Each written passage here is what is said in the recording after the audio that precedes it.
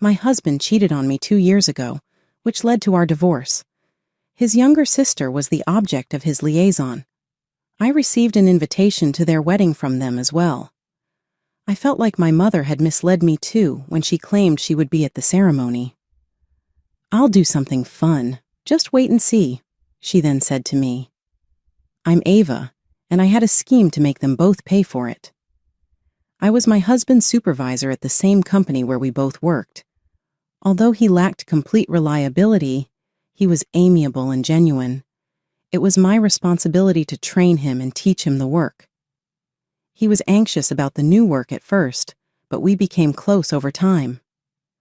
"Ava, are you free on our next day off?" he asked me one day. His level of confidence outside the office startled and delighted me, making my heart skip a beat. We used to go out together after that. When we started dating 3 months ago, he said, "Ava, will you be my girlfriend?" Other managers complimented him as he had improved greatly in his work. "Ava, will you marry me?" he asked me after receiving a promotion and moving to a new department. With pleasure, I concurred. Our wedding went well, and my parents and younger sister Lauren hit it up with Scott right away. Scott and Lauren, who were the same age, hit it up right away. She often stated, "You are so lucky to marry such a kind man like Scott, and it looks like people at work have high expectations for him." Lauren had just broken up with her fiancé and seemed to be yearning for marriage, frequently expressing how jealous she was of me. After our wedding, I maintained working and taking care of domestic tasks, supporting Scott both at work and in our personal lives, or at least I felt I was supporting him. About a year after our marriage, Scott started arriving home later and later, and we hardly ever had dinner together. "Scott, it's been a while since we've discussed work. Is everything in order?" I inquired. "There's nothing wrong," he answered. "You've been arriving home late every day, though. If I am of any assistance, please let me know." "There isn't," he remarked, appearing irritated. He used to talk to me about everything, but lately he appeared offended when I brought up work. During his days off, he would either go outside to get some fresh air or sleep all day, claiming to be exhausted. I felt like we hadn't been spending much time together, so I gave Scott some advice. "Hey Scott, how about we go to a spa together during next month's holiday? My sister recommended a restaurant to us." "A spa?" "Yes, it's a place where we can heal our body and mind from daily stresses at work," I explained. He seemed busy, so I scheduled a hotel reservation with the spa for him. 1 week before the spa excursion, I asked Scott, "What time should we leave the house next week?" "Huh? Oh, is the spa trip next week? I neglected to mention, I have to travel on a business trip next weekend." "What? But you've known about the spa trip for quite some time." "Well, it's work, so it can't be helped," he remarked. "Right, I see." Scott's department seemed to be busier than ever, with frequent business excursions. This time, too, I had no choice but to quit. Scott headed out on his work trip early in the morning, as usual. Well, I thought to myself, if everything had gone according to plan, we would have been on our way to the spa by now. While I was feeling sad, I got a phone call from the hotel where I had made a reservation. Despite having sent a cancellation email, it seems they did not receive it owing to an error, and they contacted us to confirm our arrival time. I thought I might as well invite Lauren. Lauren had left the house in the morning and was not coming home when I called my parents. I therefore made the desperate decision to take my mother to the spa. It almost seemed impossible that my mother could make it at such short notice, but to my surprise, she said yes. "Are you serious? Is it all right to leave Dad alone at this time?" "I'm more worried about you than your father," she added. She seemed to have decided to come along since she had noticed my recent low spirits. "Thanks, Mom. I should be the one expressing gratitude to you. I'm pleased to be able to have a trip with you." I wanted to enjoy the vacation with my mother, which I hadn't done in a long time. However, when we got to the hotel, we witnessed something shocking. "Mom, look at that!" At the hotel, we saw Scott, who was meant to be on his business trip. He was arm in arm with a woman, appearing joyful as they approached the hotel where we were meant to stay. The instant they entered the hotel, the woman with Scott turned her face in our direction for a moment. "You've got to be kidding," I thought. That woman with Scott was Lauren, my sister. After that, I was in a state of shock and don't recall anything about how I got home. After drinking some tea my mother made for me, my feelings gradually started to calm down. He had been misleading me. Not just Scott. I had also been duped by Lauren. After calming down, I contacted Scott's department. As I had expected, his department had been striving to cut their workload for the past few years, and they were not making employees go on business trips or perform any overtime as much as possible. When I told my mother about the days when Scott arrived home late or was on business trips, it turned out that Lauren was also not at home during those days. It was all starting to make sense. All those days when he came home late and said he was on business trips, he was actually meeting up with Lauren. When I learned the truth, anger welled up inside me rather than sadness. "Mother, I'll divorce Scott. I don't want to see Lauren, so I won't visit the house for a while." She kept silent but understood my feelings. I prepared everything before Scott came back. I arranged the divorce papers, signed a new lease for a house, packed my belongings, and moved into an apartment where I could stay until I officially moved into the new house. I left the divorce papers and a letter for Scott at the house. All the details regarding alimony and such would be handled through my lawyer, as stated in the letter. I also blocked all his contacts. I didn't want Lauren and Scott to know my new address, so I didn't tell my parents. Since we worked at the same company, we occasionally passed each other, but I completely ignored him. Realizing how hopeless the situation was, he quickly agreed to the divorce. He didn't tell anyone the reason for our divorce, but our colleagues seemed to have sensed it and avoided the subject. 5 years passed, and I kept my distance from him and my family. One day, after finishing work and returning to my room, I found my mother standing in front of me. "Mom, what's wrong?" "I have something I want to tell you," she said, showing me an invitation. "This is from Scott and Lauren."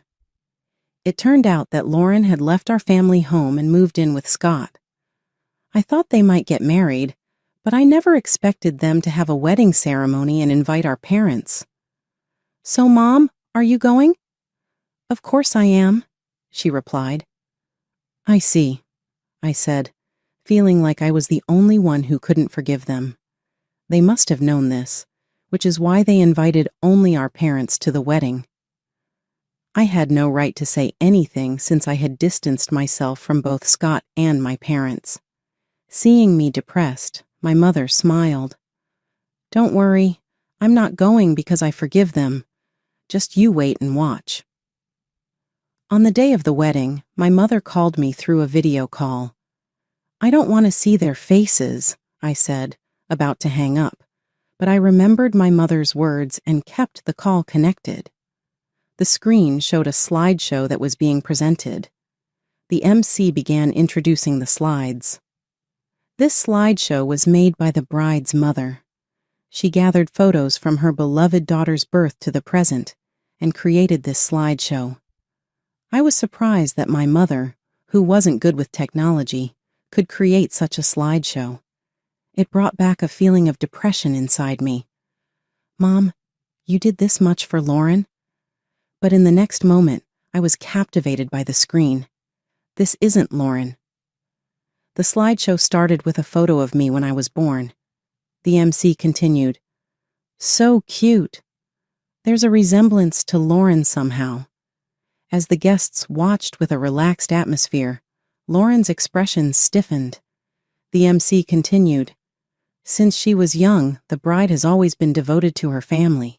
She was a diligent student and succeeded in entering her desired university. After starting her job, she became a very reliable employee at the company. Lauren's friends and colleagues who knew about her student days and workplace began to buzz with excitement. Huh? Is that a photo from the welcome party at university? Lauren didn't go to such a good university, did she? Hey, isn't that a photo from the company's welcome party? Wait a minute. Looking closely, it's completely different. Wait, if this isn't Lauren? Scott also seemed to have noticed. What the hell is this? This isn't Lauren. The MC, unaware of the bride and groom's pale faces, continued to advance the slides. And then she met the groom, Scott, at the company. According to the bride's mother, she initially taught and trained the groom as his instructor. Then the two got married. What followed were photos from my wedding with Scott. The MC couldn't hide their confusion, realizing something was wrong. The MC got quiet. At that moment, my mother took the stage and grabbed the microphone.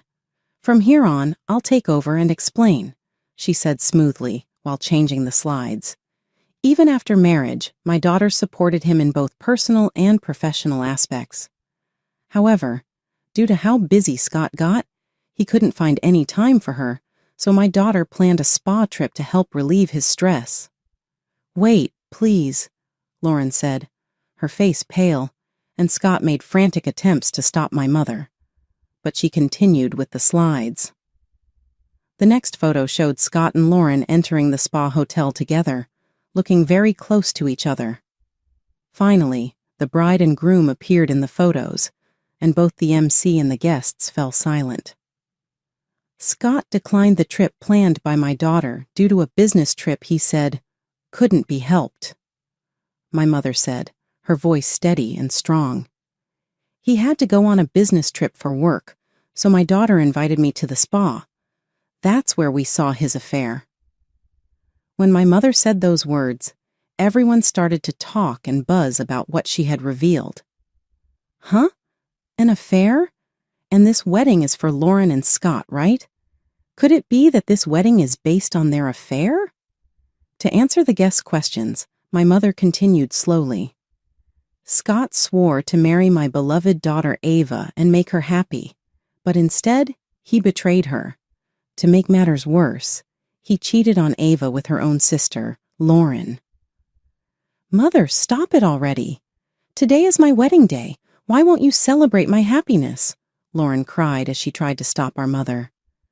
Still, my mother coldly looked at Lauren and said, I have always wished for your happiness, but you've ruined it. First, Ava always considered not only herself, but also the happiness of her family. What about you, Lauren? Have you ever thought about how much Ava would be hurt by your actions? Well, she always seems so happy. It's not fair, Lauren responded. So, instead of being happy for your family, you just got jealous, huh? My mother asked. Mother-in-law, please stop. She is your precious daughter too, right? If that's the case, can't you celebrate our new beginning? Why are you doing this? Scott pleaded. I don't want to become a family with someone as dishonest as you. I saw it clearly at today's ceremony. If you really intend to start something with Lauren, why didn't you invite a single person from your own company? If you're going to have such a grand ceremony, shouldn't you apologize to Ava? It's selfish to invite me and her father to the wedding without making any effort like that. But Ava has been ignoring me all this time, Scott protested. Of course she has.